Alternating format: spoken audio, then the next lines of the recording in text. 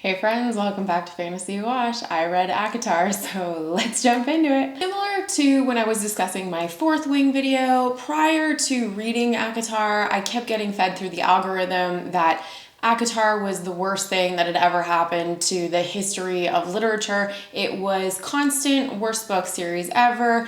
People just like freaking out over the first book. So I thought this probably isn't going to be a book series for me. My best friends, one of whom I've known for 27 years and the other of whom I've known for 20 years, kept telling me that they thought that I would really love ACOTAR in that series, especially after I finished Fourth Wing and had a blast with it. And I was like, what do you guys know? Really, you've only known me for that long. It turns out that they actually know me quite well because I had a freaking blast reading ACOTAR and I can't wait to tell you about it. I loved this series and I am now in the midst of an identity crisis. I felt this crisis starting to kind of creep in after my Fourth Wing reading experience, and now it is solidly happening after reading ACOTAR. I don't even know who I am anymore, but we are going to talk all about ACOTAR. I'm going to break it down and let's bring up our first category.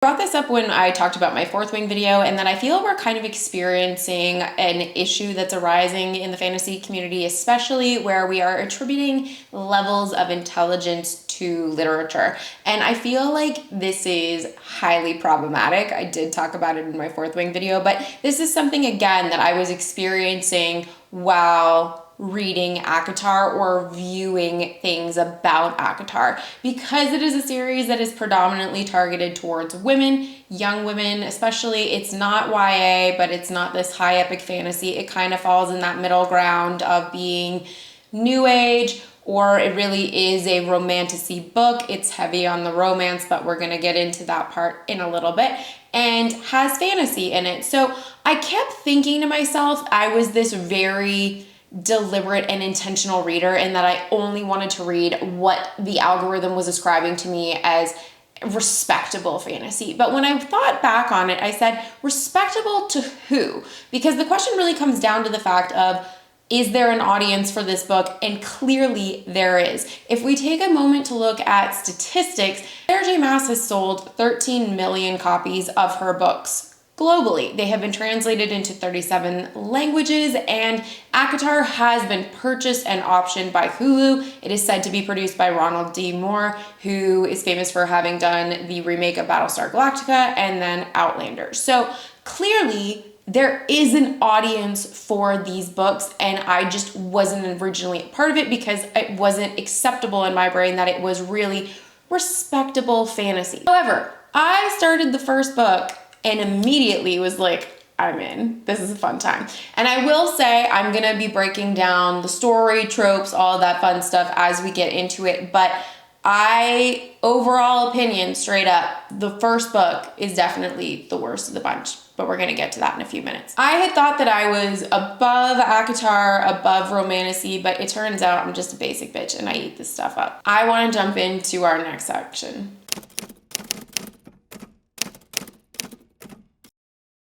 So this book series is labeled as romantasy, and I do think that this is the appropriate labeling for this, whereas with Fourth Wing, I kind of was like, you know what, it is labeled as romantasy, but it does lean in more to that fantasy trope. We're dealing with more magic, dragons, bonds, connections, all of that kind of stuff, and then the romances are almost secondary to all of that. This story, I would say, is more relationship heavy, and then the fantastical elements come in a little bit later into the story. But the characters and the story as a whole, I really enjoyed. And this begins with our main protagonist, Farah, not spelled like Farah, aka Farrah Fawcett, spelled kind of like Faye, because we're dealing with Faye, and that was a little bit on the nose, but it's fine.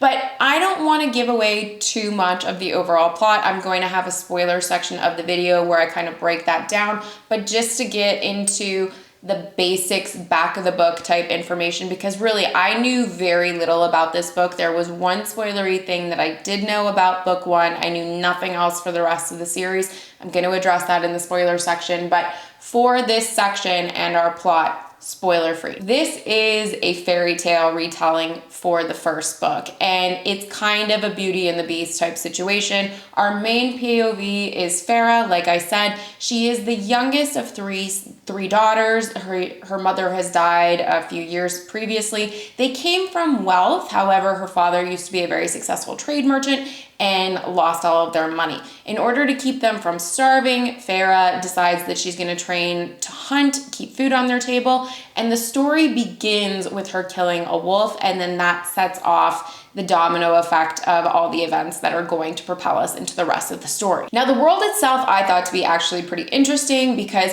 we have a wall that separates the Fae lands from the human lands. Obviously, Farah is human. She lives in the human realm, and there is quite a bit of contention and racism that is targeted towards the Fae. Fae also aren't that fond of humans. So the wall has kind of been in place for both parties. However, it really does favor the Fae. But in the Fae world itself, there are several different courts. Different courts are therefore linked to different attributes, different magics. There is the night court, the spring court, the summer court, the autumn court, the dawn court, the day court. You know, there's different things per group. There's a High Lord for each court. Each High Lord kind of has their own magic, their own system, and it is what it is. The story continues. Farah, because of a treaty that's been put in place, has to go over into the Fae world, and that's really when the story gets rolling.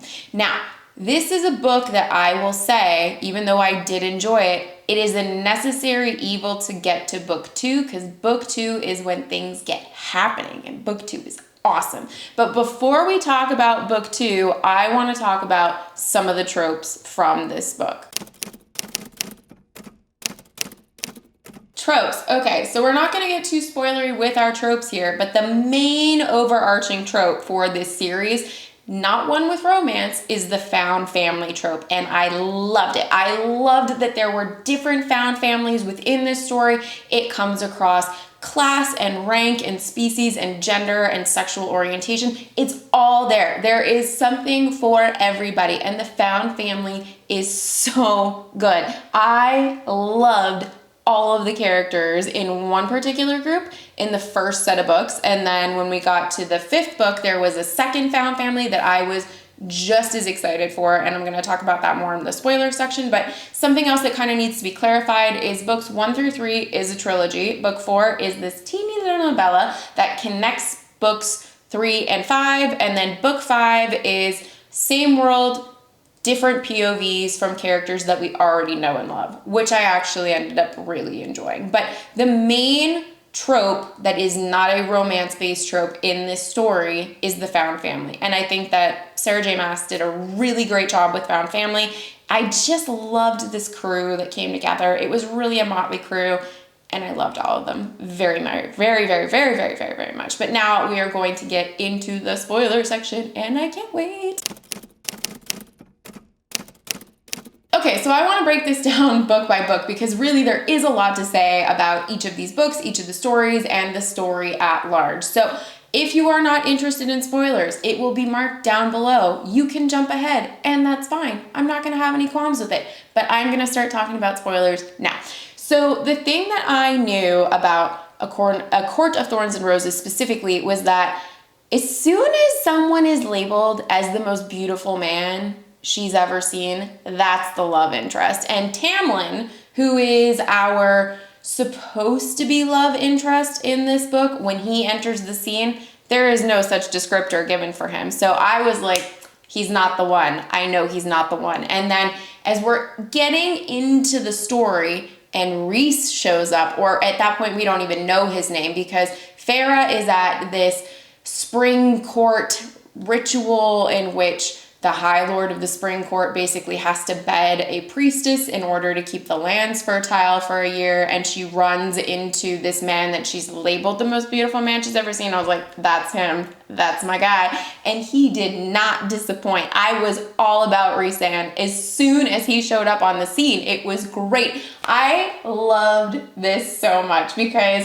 I knew that Sarah J. Maas was setting up Tamlin as the main love interest, and I was like, no, he's really basic. And then Rhys-Ann showed up and had that kind of dark, twisted sense of humor, and I was like, this is the guy. It's this one, guys. Everybody, it's this one. And I'm really excited about it. So the story continues in that we learn that there is this curse that's plagued the land, and that curse is this woman named Amarantha. It's really a Beauty and the Beast retelling I found as the story was going on. I kept texting my friends saying, hey, I feel like this reads as a sexy Beauty and the Beast, and they were like, just wait. But the story gets more convoluted and complicated because Rhysand kind of realizes early that he's going to start interfering, and you don't really know that yet in book 1, and it's perfection, and wants to get Feyre away from Tamlin because stuff is going down in the Fey world, and it's not great.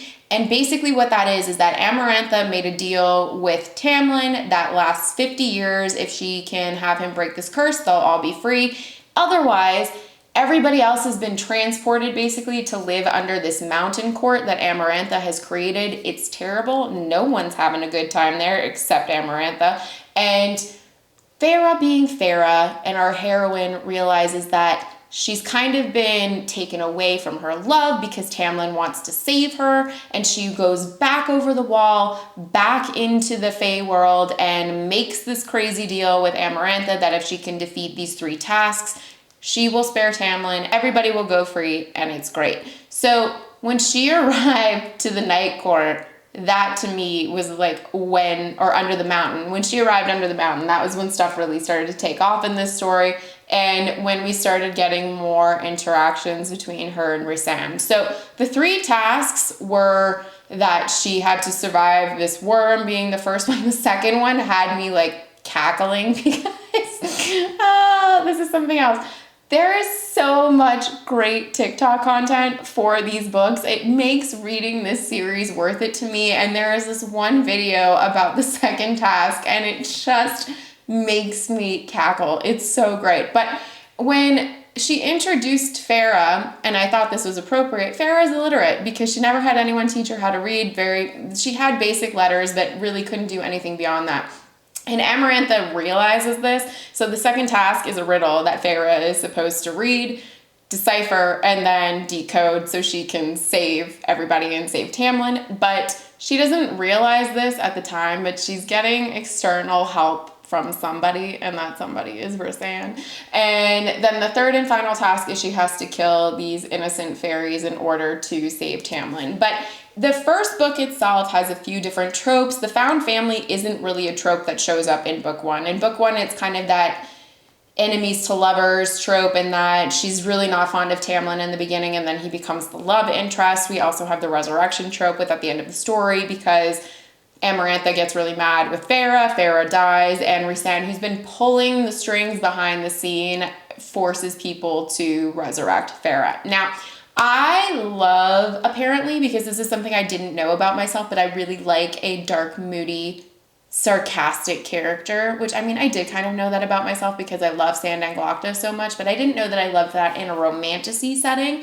But Rhysand, earlier in the book, makes a deal with Feyre where she has to come to his court once a week every month because that's how he's going to heal her after she's been injured after one of the tasks, because he wants her to keep going so that she can break the curse that's going on this under the mountain type thing. So the end of the book happens. She's resurrected, but rather than being resurrected as a human, she's resurrected as a fae. The final interaction between Rhysand and Feyre is that Rhysand sees her, kind of freaks out, and like vanishes, because Rhysand is the most powerful High Lord that's ever lived. He deals in the Night Court and is a shadowy type figure. Like, he can disappear into shadows. He can winnow, which is something where they can disappear and show up in a different location. And his major ability is that he can seep into people's minds. But when he made this deal with Feyre, in his court, in his realm, it is any deal you ever make is sealed with a tattoo, and that forms a bond between the two of them. And that then leads to the end of the book, where Tamlin and Feyre decide to go live happily ever after in the Spring Court, even though she has this bargain with Rhysand where she's going to have to spend 1 week a month with him. I finished this book in a day, and then immediately jumped into the second one, which is A Court of Mist and Fury, which is my favorite of the bunch. So this book picks up when she's been back in the spring court, we think everything is going to be great, and girlfriend is like, Tamlin is nuts and has me under house arrest, and this is terrible. But simultaneously, they're planning their wedding, and she is dealing with terrible PTSD from having been under the mountain, from having killed these innocent fae so that she could save everybody. And I actually really appreciated how Sarah J. Maas handled PTSD. I'm never ashamed to say it. I have PTSD.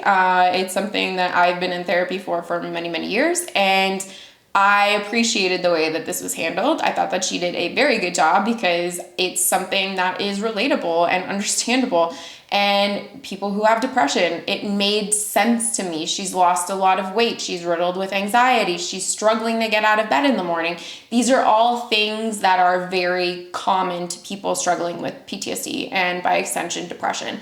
But on her wedding day, as she's walking towards Tamlin in this very hideous dress, she's freaking out internally that she wants someone to come save her. And lo and behold, my man Rhysand shows up and says my favorite 3 words in the series, which is, "Hello, Farah, darling," and calls in the bargain that she has to come with him for the week.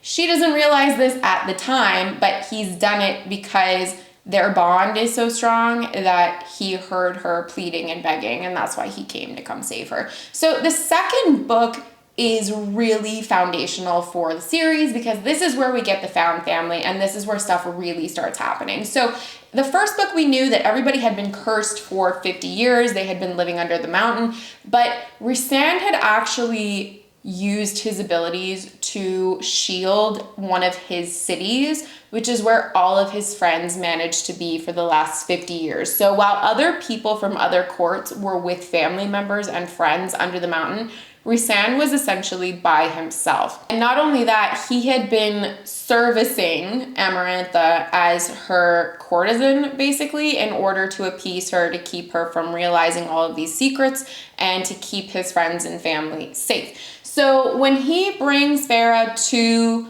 his court, the night court, she immediately starts meeting her friends, but she is not into this situation at all. She wants to get back to Tamlin as quickly as possible because she thinks that there's still hope for them to rekindle their romance, for him to just chill out, because dude is going ballistic trying to keep her safe after this whole thing with Amarantha.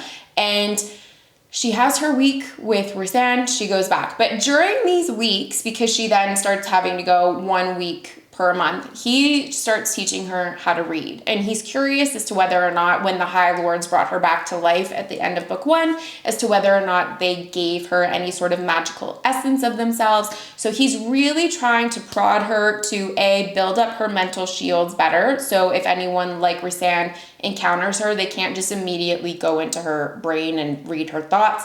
He is trying to make her literate because he realizes that she's probably going to need to know how to read because stuff is happening behind the scenes, and simultaneously it's building their relationship. So when she goes back with Tamlin, Tamlin is just as nuts as he was before, and she realizes she can't stay there. Rhysand sends in part of his found family. They bring Farah back to the night court, where she decides she's going to call things off with Tamlin, and she's going to solidify herself in this court for now. So once we are in this part of the story, this for me is when stuff got so good, because we started meeting the crew, and I loved the crew so much. So we were introduced to Rhysand in book 1, but the Bat Boys as a whole are introduced in book 2, and that is Cassian and Azriel, and they are best friends with Rhysand.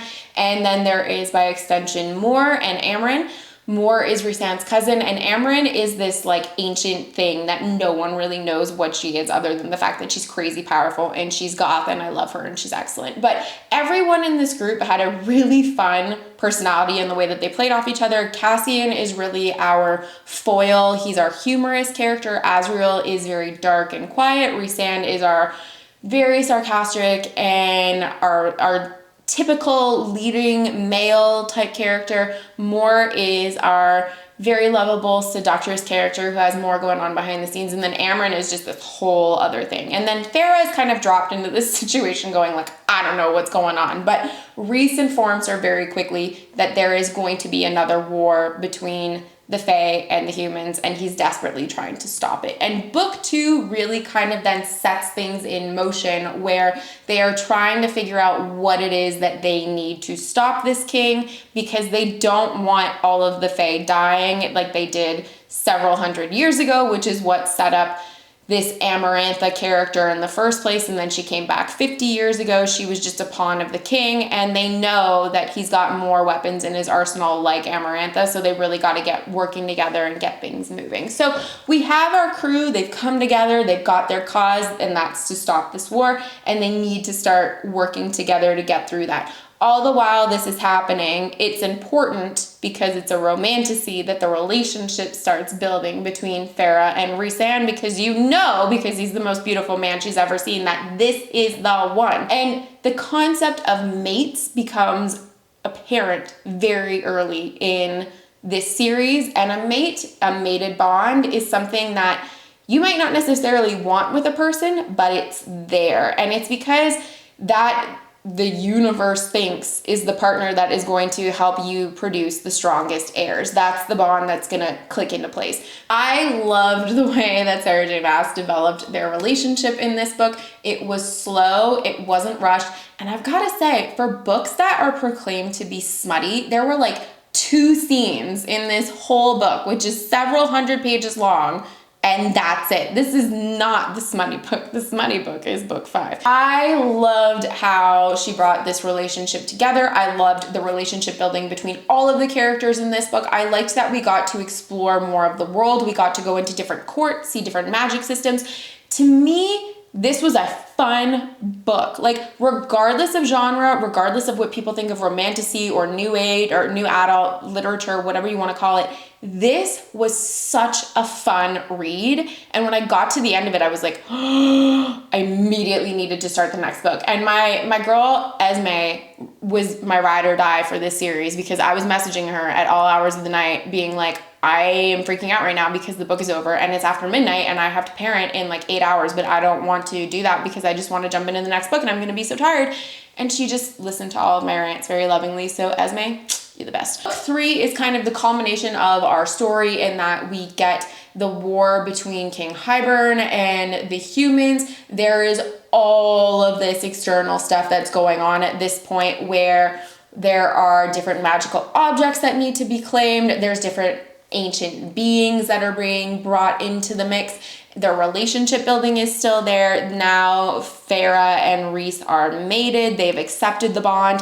There are layers of stuff that's going on here. And of the 3 books, the 3rd book I really enjoyed still. It wasn't my favorite. Book 2 was definitely my favorite, but I liked a lot of what happened in book 3. I wasn't super thrilled with the resurrection aspect again showing up in book 3, but this time for Rhysand. But there was a lot of great interconnected stuff that she put in the story. And this is one of the things that really irks me a lot of the time when we kind of look down upon romantasy as if it's not planned out well or plotted well. There is so much stuff that was not visible to the reader in book 1 that came to fruition in book 2, and I was like, oh my gosh, perfection. Loved it. And a lot of this then came into play in book 3, which was equally great. But kind of going into a romantasy type story, romance, you're supposed to get your happily ever after. So I anticipated with this too. I was like, chances are we're gonna get a happily ever after in book 3, which we did, but there's different contingents on this now. And also Farah's 2 sisters were used as pawns, brought into the Fae world, and were forced out of their control to become Fae. And one of our characters immediately realizes that one of her sisters is his mate, which is like horrifying for both of them. This happened at the end of book 2, but the ramifications play out of this in book 3. And then there is a slow build relationship with the 3rd sister because she is a highly problematic character, but a highly relatable character, I feel like. But everything that culminates in book 3 generally regarded pretty well. And then that kind of leads into the novella. The novella I wasn't super enamored with. For me, out of the 5 books, it's definitely the weakest of the bunch. but it serves in some ways as a necessary bridge between the end of book 3 and the beginning of book 5. We have our little happily ever after with Rhysand and Farah, who decide that they at some point want children. They don't want children right yet, but it's coming. And then we see the gears shifting towards one of the other sisters, our more contentious sister, and that's Nesta. And that's what leads us to the 5th book, which is A Court of Silver Flame. So book 5, when I heard it was about Nesta, initially I was really not pleased about this because during the initial 3 books, I was like, Nesta is the worst. Like, girlfriend is just useless, and didn't like her at all. But book 5 has so many great things about it, even though it is the smuttiest smut. It's just the smut be smuttin' in that book, honestly. And like, good for them. Good for them. But really, what I think gets overshadowed in that book is found family, PTSD, survival of abuse, survival of rape, and you have traumatic birth. It is a heavy topic book. And I myself had a very traumatic birth. I had to be put under for my daughter's birth. Her coming into the world was a terrifying experience for her life and my life. I felt that the way that Sarah J. Maas wrote it, very appropriate, especially for both partners involved, for the partner that isn't giving birth and how horrifying of an experience and traumatic and terrifying it is for them, as well as the person that is going through the birthing process. Thought that was very appropriate. There was a scene in this book that legitimately made me cry. I do not cry when I read. I cannot tell you the last time, if ever, I cried when I read. There is a character that is recounting being raped in this book, and it was so heart-wrenching that any female, I feel like, that reads it would probably have a very visceral reaction. And it just was a really great story. Like, it had so many dark tones to it, but in the same time had this amazing redemptive arc, had this deep character work, deep personal forgiveness, understanding, relationship building, newfound family, sisterhood. It just had all of the things that I want in a book. And it doesn't have to be a romantasy or a fantasy book or just whatever. It gave me all the things that I want in a book, and I loved it so much. In addition, Cassian, who has been the most beautiful foil of humor in the series, becomes the main love interest in this book. And I love my boy Cassian. He's great. So I super enjoyed this pairing. Of the 5 books, it's my second favorite book, and it's really close to the second book. Like, really, they might even be tied for first place, book 2 and book 5, because they are so, so good. But as a whole, this series is not what I expected at all. So, to wrap up, if you've made it this far, thank you. So, did reading this series change me as a person? Maybe. I love romantasy now, so that's something that I'm just gonna have to live with and contend with. And if you have any other romantasy things that I need to read, please let me know in the comments below, because apparently this is part of my personality now. Was it the greatest story ever told? No. Was it the greatest prose ever written? Absolutely not. Is it the most fun I've had in a long time reading? Yes. I was so sucked into this world. I can't even explain it. It was just so fun. And I was devastated when I was finished with these books. I cannot wait for the next one to come out. I'm super excited. I didn't realize that this was gonna happen to me in my life. I'm gonna like romantasy now, and it's just gonna be a really fun time, and I'm here for it. I am so here for it. If you're new to my channel, welcome. This is Fantasy Wash, where I talk about fantasy and apparently now romantasy, because that's my new thing. If you like this video, you can always hit like and subscribe. Leave me a comment down below if you want to help support the channel. If you'd like to follow me on Instagram, you can find me at Fantasy Wash, where I pretty much post regularly what I've been reading. And if you want to come chat and hang out, my Discord information is in the information below. So thanks for hanging out with me. Hope you enjoyed this video, and I'll see you next time. Bye.